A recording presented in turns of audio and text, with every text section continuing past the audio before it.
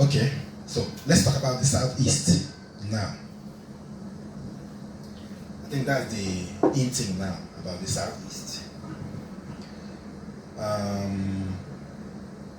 Basically, this is a Christian organization. Of course, people will say Kingdom Life, you're supposed to be a Christian organization. You're not supposed to be talking about any other thing aside preaching. For some of you that followed us well during the Bridge of Hope platform, before we had our issues then with the system, you know how we do it. So right now, but as it stands, after then I made up my mind we're not going to talk about some of these secular things. Let's focus on the kingdom matters. But this is about me. When you talk about Southeast, you're talking about me, about us and our people. There is no way we cannot talk about it. We have to talk about it. If you look at the series of events that have taken place over time within this region, I'll tell you, they can all be summed up in one thing: lack of leadership. You can call it leadership failure over time. Accumulative effect of leadership failure over time.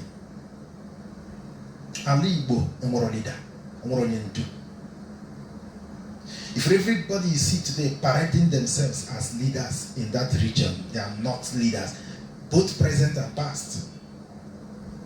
Everything in front of them today, quote me anywhere, is as a result of lack of leadership failure. You have no leaders. You only have selfish, wicked, and greedy people occupying leadership position, but with no intentions for leadership. They are just there for selfish purposes. They are just there. They're after that public wealth or the public fund. They have tried to make personal fund, personal wealth. Some of them succeeded to a very reasonable extent, some didn't.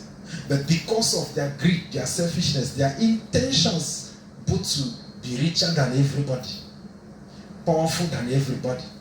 And they checked, how long will it take to make personal wealth to be able to be richer than every other person in the region?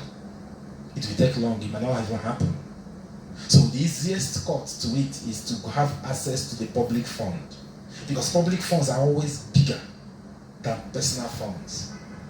So you see them put up a good image and try to dance and impress, so you can entrust them with that responsibility of leadership, which includes managing the public resources. But they are actually after the resources. They are not after the leadership. Because leadership is responsibility. It's a huge task. None of these people you people are presenting as your leaders have the interest of assuming those responsibilities. None. That is what is the problem in that region. All the region are in chassis. It's our own people, our place. Check series of events that have taken place over time. You will see one vacuum repeatedly in all of them, and that is leadership vacuum. Anytime when a crisis, any Kenyan dear steps up and waging. This is what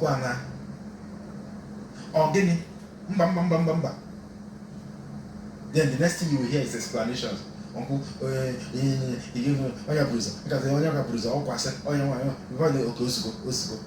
okay, from now, the leadership.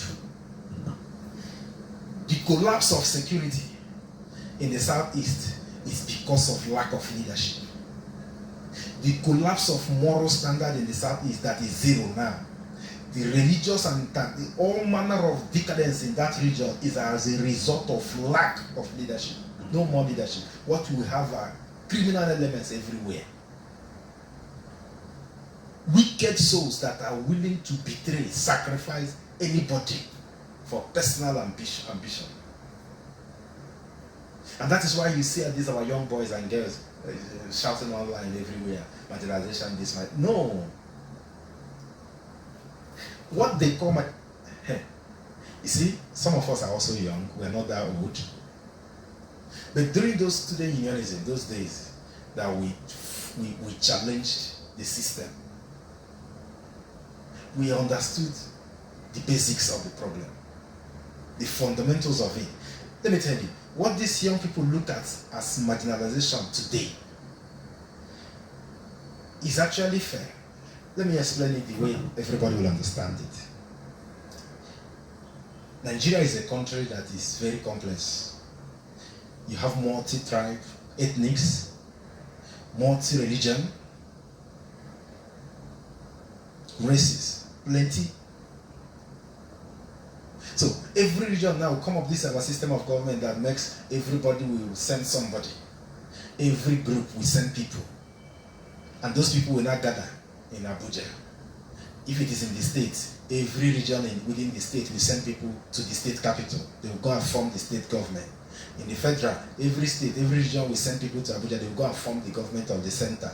All these are to make sure every interest is protected. Those people are sent there to fight, argue, constructively, debate, disagree to agree for the interests of the people, of their race, their region, their religion. Everything that has to do with their people is the reason they are there. And that is why they are paid. Their work is to ensure that whoever group or race or region that he represents are well taken care of. Whatever is done to them is fair, equal. That is what leadership is in this country. So what happened to the Southeast is, they come to Abuja. The other region, Southeast, Southwest, South, North, Central, North, East, North, all the rest. They came, and interest is thrown open. The people from the North, they fought. Never. Our own people, uncle, it was our people, our own, for my people, for my place. They fought. The people of the Southwest say, lie, you must give us, our people, this. Then your own people from the Southeast, who were also present where those arguments are going on, they didn't talk. Even if one tried to talk, the other ones will keep quiet, and then he will get discouraged and sit down and be watching. The other ones will be arguing. The other ones will be arguing. They will be debating. They will be challenging. They will be fighting, insisting. Our own people must be included. You must give us our own. Our own people cannot just go that way. They fought. They argued. At the end of the day, they get what they are fighting for. And your own people you sent from the Southeast will be there, rolling on their chairs. And they will be pointing to each other and be telling you, look at how Honorable is fighting like a baby. Look at how the distinguished is arguing. Now, some of them did not argue because of you for the purpose of simple cowardice. He's just a coward. He has looked at the eyes of the other men. He don't think he can face them. Those are the people you send. That's one reason. Second reason is, it's better I agree with them for their own people. Later they settle me than to challenge them for my people. And maybe me, I will not even get anything. They look at personal interest first before your regional interest. They think or they believed that no matter what happens, what will be will be. So let me take care of my family and myself so that my second tenure will be secured. My next position will be secured. Instead of coming here to argue for people I don't even know. So, at the end of the day, the things are shared. The other groups, to avoid trouble, will be taken care of so that they will stop fighting. But because your own people are not fighting, so even if you are not giving them, there will not be problem. So they go home happy. And probably in the night, the other people will come and thank them for supporting them, for not making issue. So maybe they can just take this for a drink.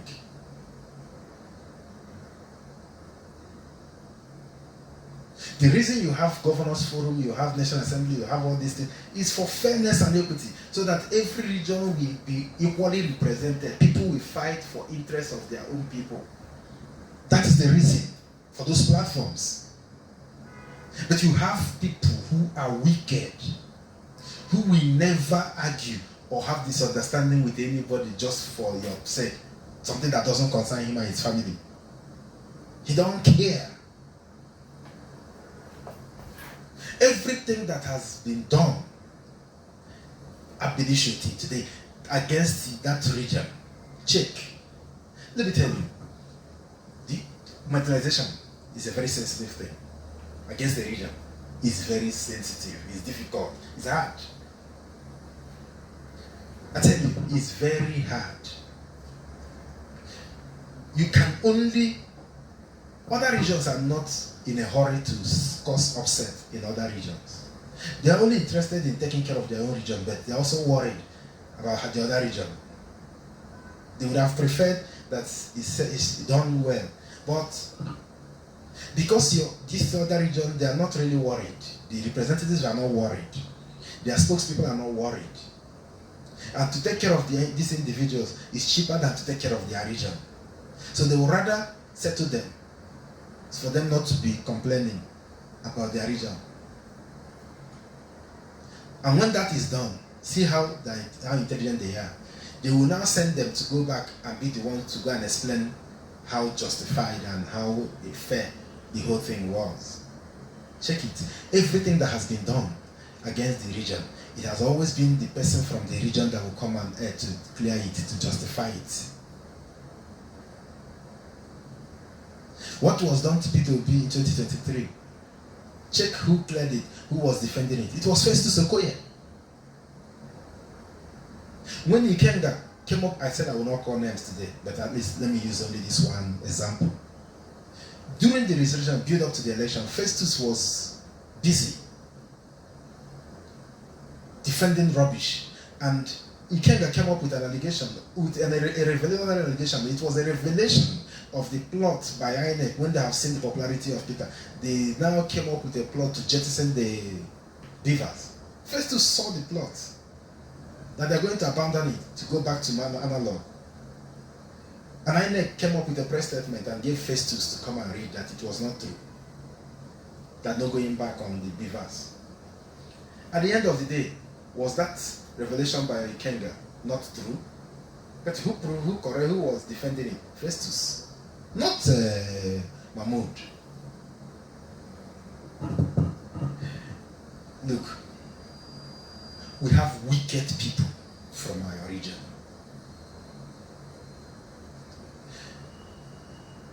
A few years ago, there was a little girl that claimed to have scored highest in jump. I can't remember her name again. The entire country came after her. The institution, the exam institution, the academic institution that manages the exam, and the system connived against the little girl. During that period, where were the leaders? The governors of the region, their senators, their representatives, we were there. They were lost. They were swallowed. They went mute. That little girl was bullied by the system.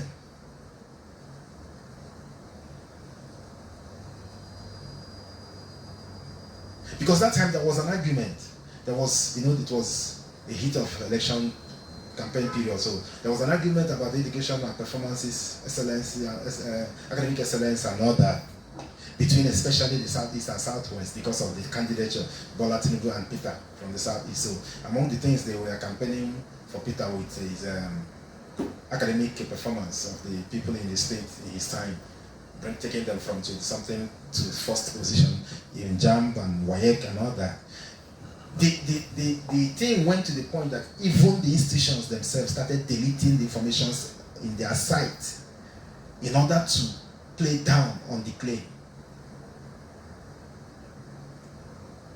The Southwest now, we are saying the reason the performance was good during that time was empowered malpractices. That the Southeast performed good in exams because of malpractices, special miracle centers, they call it.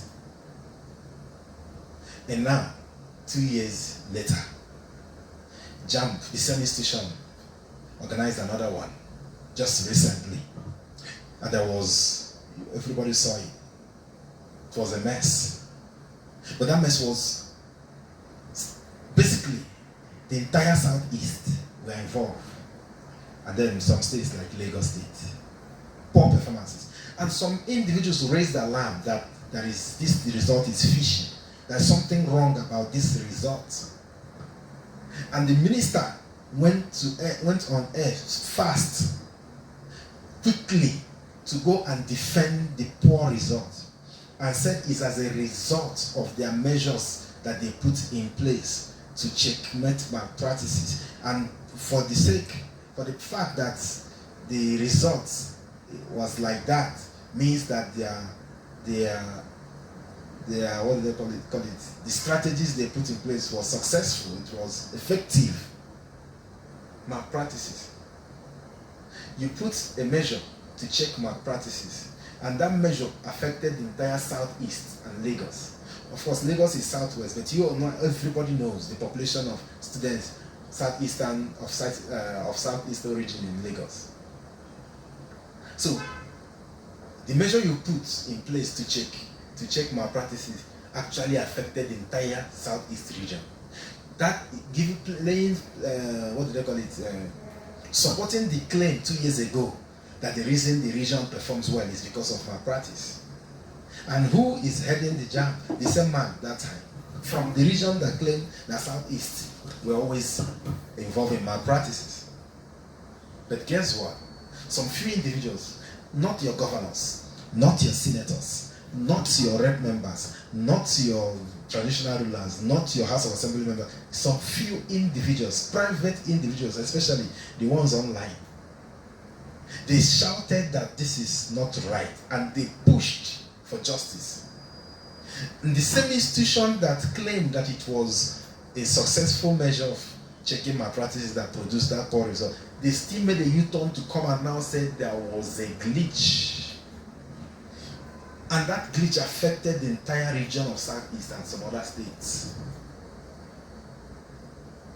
Imagine if those people that God used, they didn't push. Imagine if those courageous men and women did not push. These innocent young boys and girls would have suffered for nothing. They would have become early victims of the system and failed leadership in their region. Forget the nonsense of spreading money everywhere.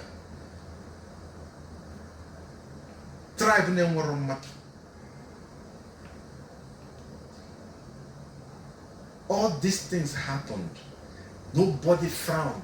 No governor, no senator frowned at it. No governor raised voice because of it. Selfish, wicked individuals occupying leadership positions in the region, causing problems for the region, making the region to look like a problem zone. Whereas that was the most peaceful, that is still most peaceful region in Nigeria. Nigeria today is Southeast.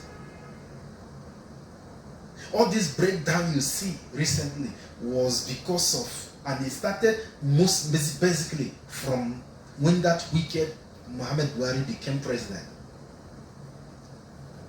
If not, we would have been there before.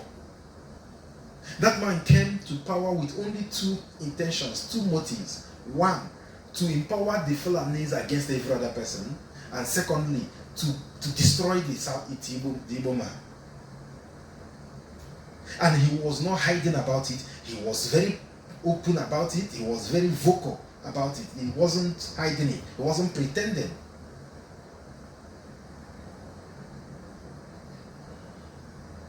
Come to think of it, Nnamdi Kanu today is in prison. But what exactly brought Nnamdi Kanu up to the center? Was it IPOB? No. IPOB have been in existence before Buhari came to power. In fact, agitation for Biafra has been there, even when I was a kid. I came to know about Masop, Wazirike's group. That was when Obasanjo was there. Agitation of Biafra has been there. It has not been. They have never affected governance. They have not been part of governance. They do their things. It's an organization. They have membership. You have people that are members of MASOP. They know themselves. Their activities, their programs is for their members. It's not for everybody. The same thing with IPOB. IPOB, I think, is a registered organization. They have their chapters across the globe. They have their activities. They do their thing. But when Buhari and his cohorts and his policies descended on the country with emphasis on the southeast, no leader was ready to speak up. No leader was ready to stand in the gap for the east. No leader was ready to challenge him. The people were like sheep for slaughter. No sheep without shepherd.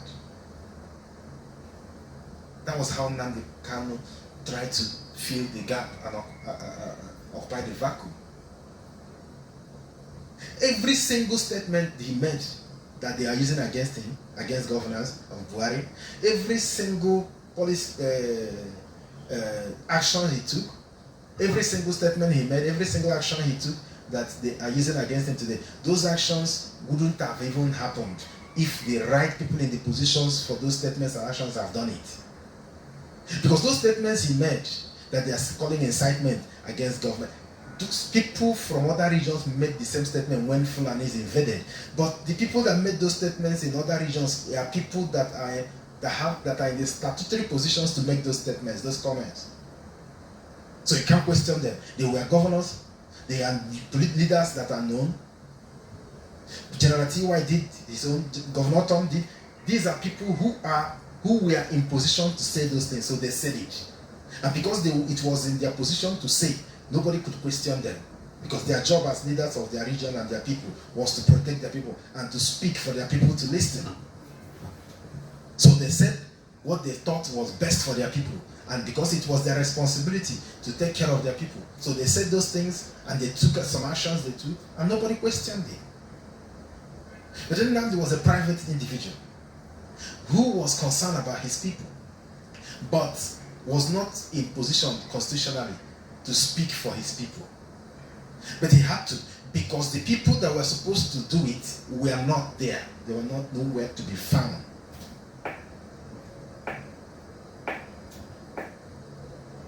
They were laughing and dining with their killers, their people's killers. Buhari and his cohorts will plan and execute. Our own governors will go and justify it on air.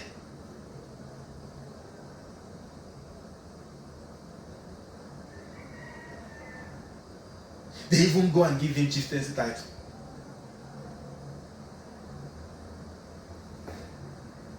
Everything that happened that got Nnamdi involved in our political system, even while he was in UK, was because our leaders failed in their duties.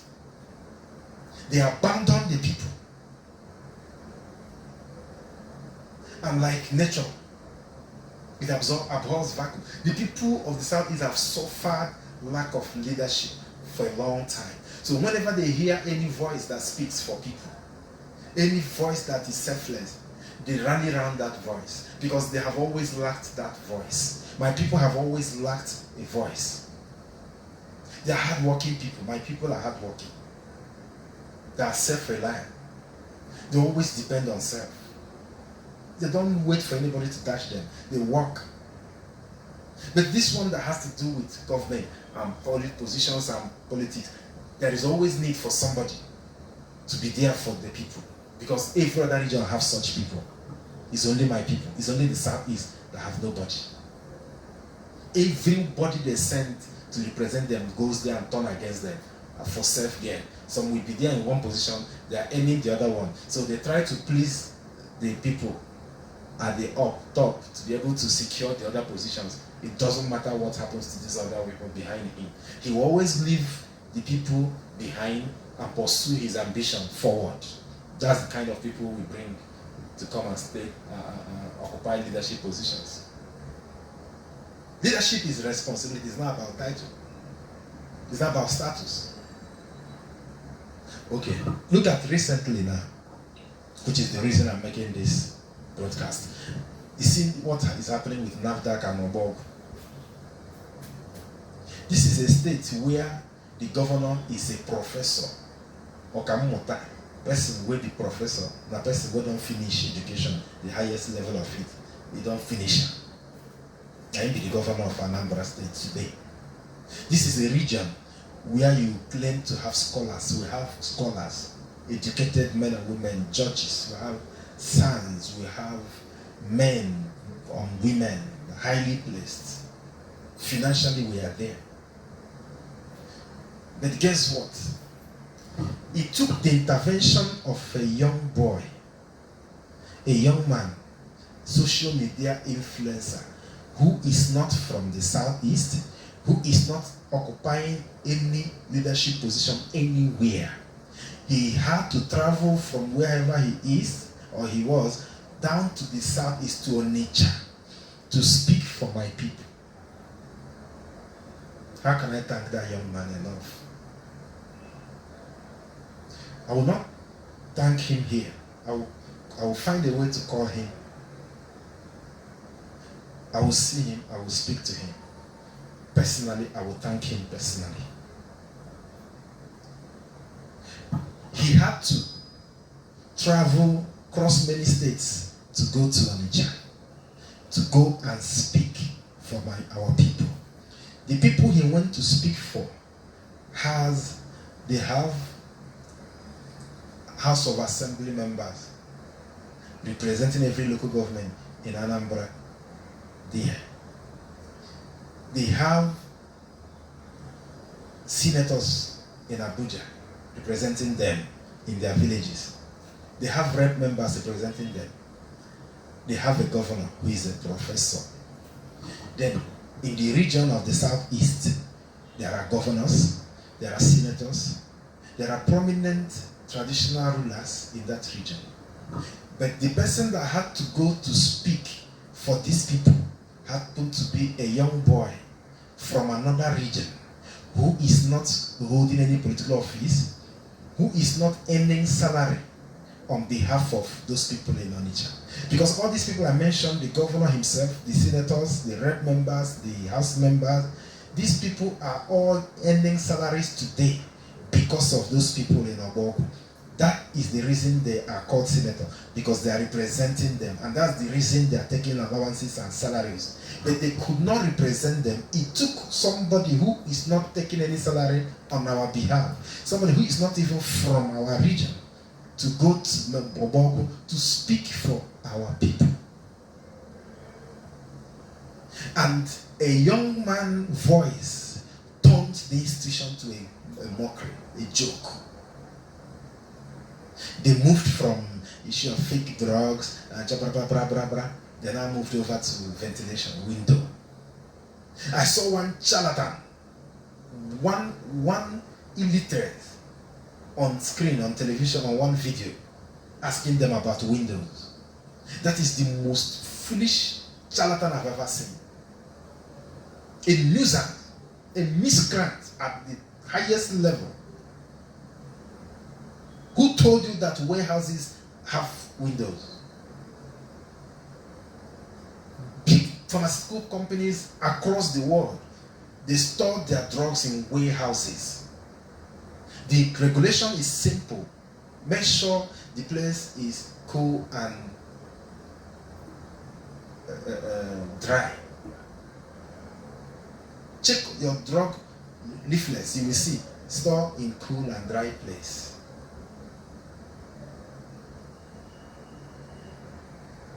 The warehouses, most times, they raise the roof. There are building engineers that know how to do warehouses. The doors are always broad, wide, the roof always high. It gives a level of regulated temperature within the inside the warehouse. Drugs are stored in warehouses, not in living rooms.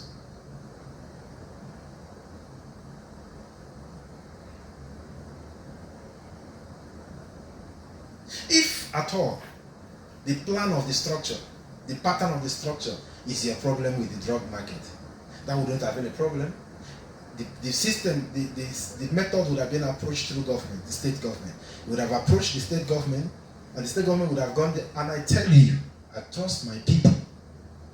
They have the capacity to put down those structures and rebuild it according to plan if you give them a plan.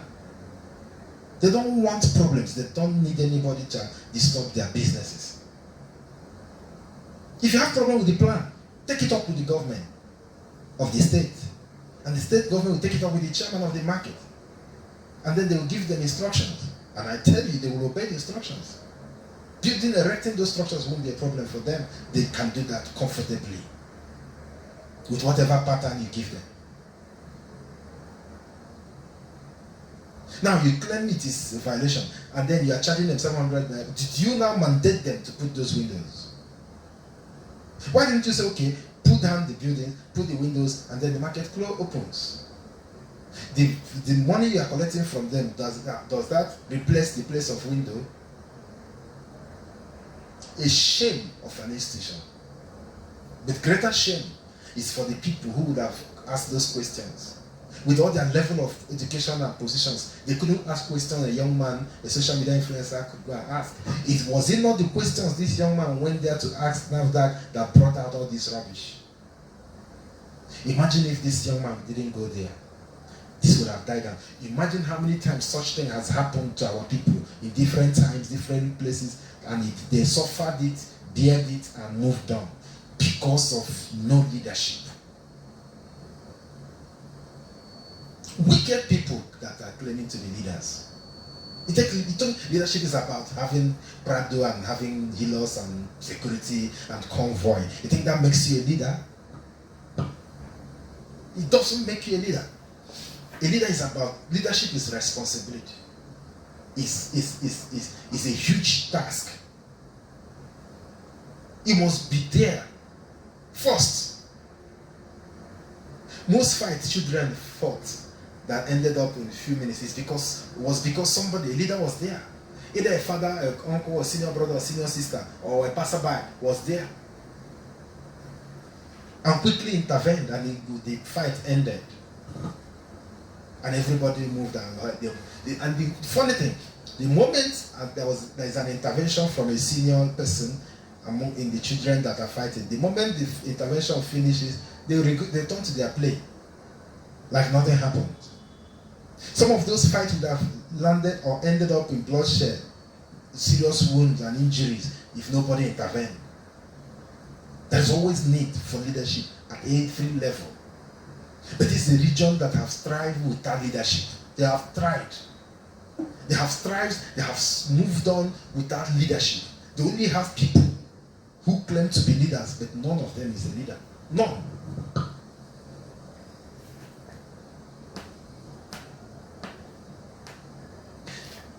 Let me tell you, a very dark man. I don't know how to thank you. I don't even know you. But I'll tell you, if there is nothing you can gain from me today, take this from me. Whatever happens with you, because I know this society, whatever happens to you or with you in the future, take this among everything you've done. You see this one you did in Onitsha. Hit your chest any day, any time, and call yourself a man. Because me, I call you a man. You're a man. You see, you did something that an entire region, nobody did. A region you didn't come from. But that was a region. That is a region that lacked man. There is no man. And you went and you became the man.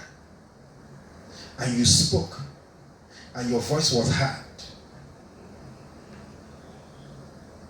My man, you're a man. If he's in the north, I know you hear was that only you, my man, Mutum Buni. You be Mutum Bu. You be two man in one. If those days when we were in school, we say only you, my man. What you did, I don't know your level of education, but I know you are not a professor, neither are you a doctor. So, with your level of education, you did something under the nose of a professor, what the professor could not do that. You asked a question. You questioned an institution. With question, you presented to the institution questions that a governor who is a professor could not present to them. You presented to them questions that senators could not present. Rep members could not present. Our high-profile traditional leaders cannot present. Our regional governors, all of them could not present. You went and presented a question. You spoke. You raised a voice that no other person, even the ones with escorts, could not present those questions. They could not make those objections. You make them without escorts. Boy, you be mine. Believe me.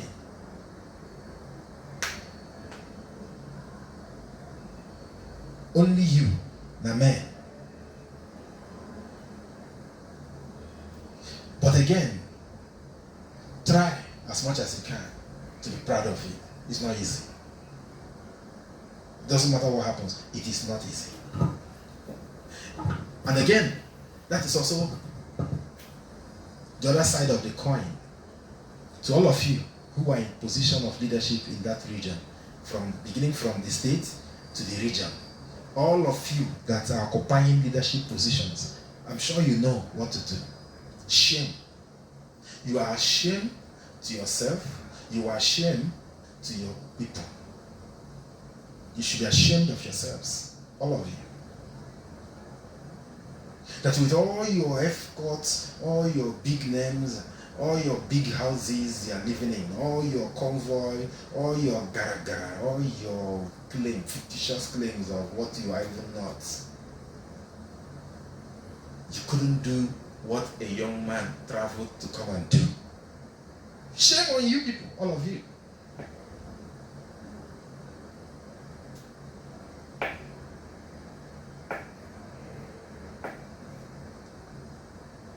These are people who they are not leaders by this leader. They are not born to be a leader. They are not born to be they are not born to be nothing. They're just there they're just normal human beings that are supposed to be doing business and taking care of their family. But the greed, their selfishness drove them towards leadership positions. Undermining whatever attachment that is there as a responsibility. They don't care. They just want to go there. There is money in it. We are believers. They were just after the gains, the privileges, the benefits on those positions, not really the responsibilities. They were not interested in those responsibilities. And they are not just in this position, they're also in that market. They're everywhere. This is the generation of it. Wicked generation we have in that region. Very wicked and reprobate-hearted generation. Because what do you see them do? Undermining the public interest, our regional interest for their personal gain. The same thing will happen to the market. You see, a new time, you see all these people, wicked people you know, trying to aspire for another thing. They will come back to the people. They will print t-shirts. The same victims today will take their t-shirts and wear and dance with their names for them. Reason, not because they don't know that this person is wicked, but because the person has paid him maybe 10,000, maybe 20,000, or 30, or 50, or 1 million. So, for the purpose of that immediate momentary gain, he is willing to sacrifice everything or to play down on everything he knows about this man and let the man go so he can justify the 1 million or 1,000 that he's collecting from him. The same way the man went after succeeding as a governor or senator, he still go there and collect whatever he collected from whoever he collected from and try to do everything to justify what he collected and move up. It's the same thing, it's the same circle. That is the same circle, the same generation, the same selfish and wicked generation at lower level, at higher level. That's what you see. Our people are not like this before. Check, ask questions. This is not what we are known for. But no worries. No worries. We'll talk. I will tell you, maybe in the next. This is not part of what I do. This is Christian organizations. But I think I should finish it so we can move back to our religious thing. So the next time, I'm going to tell you about Southeast, where this thing began.